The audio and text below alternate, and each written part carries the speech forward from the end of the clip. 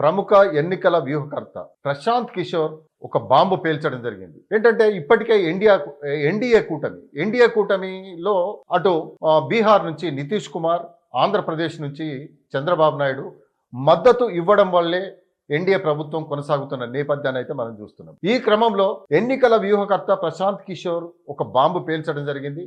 Assembly ఎన్నికల తర్వాత Nitish Kumar NDA నుంచి వైదొలిగితే కేంద్రంలో ప్రభుత్వం పడిపోతుంది అని చెప్పేసి కూడా ఒక బాంబు పేల్చడం జరిగింది.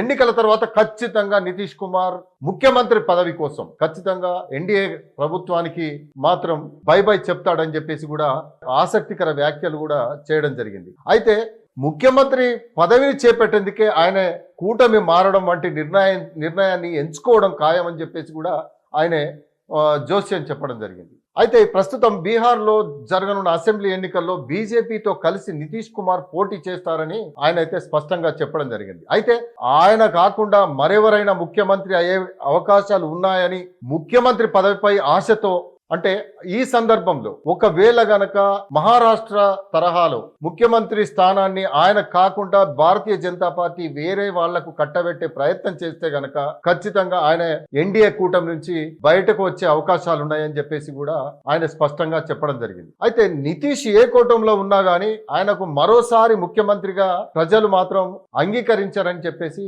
ఆయన తెలిపింది. అంటే ఇప్పటికే పలు పార్టీలతో పొత్తులు పెట్టుకొని బీహార్లో ఏకఛత్రాధిపత్యంగా ముఖ్యమంత్రిగా కొనసాగుతున్న నితీష్ కుమార్ను మరి ప్రజలు అంగీకరిస్తారా అంటే ప్రశాంత్ కిషోర్ మాత్రం ఈసారి అంగీకరించే ప్రసక్తి ఉండబోదని చెప్పేసి కూడా చెప్పడం జరిగింది. అయితే మరి ప్రస్తుతం అక్కడ జరుగుతున్న రాజకీయాల పరంగా ఒకవేళ గనక తనకు సంఖ్యాబలం తక్కువ ఉంటే అవసరమైతే ఇండియా కూటమితో కూడా జతకట్టి ముఖ్యమంత్రి స్థానాన్ని అధిరోహిస్తాడని చెప్పేసి కూడా చెప్పడం జరిగింది. అయితే నేను చెప్పేది కనుక వాస్తవంగా ఇది జరగబోతుంది. ఇది జరగకపోతే మాత్రం ప్రశాంత్ కిషోర్ ఒక సవాల్ కూడా విసరడం జరిగింది.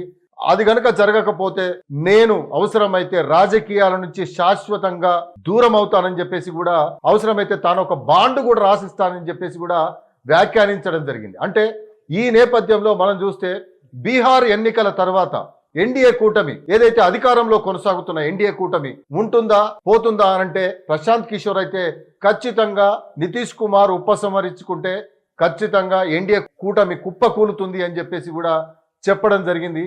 అయితే దీన్ని బట్టి బీహార్ ఎన్నికల తర్వాత పరిణామాలు ఎలా ఉంటాయో మనం వేచి చూద్దాం.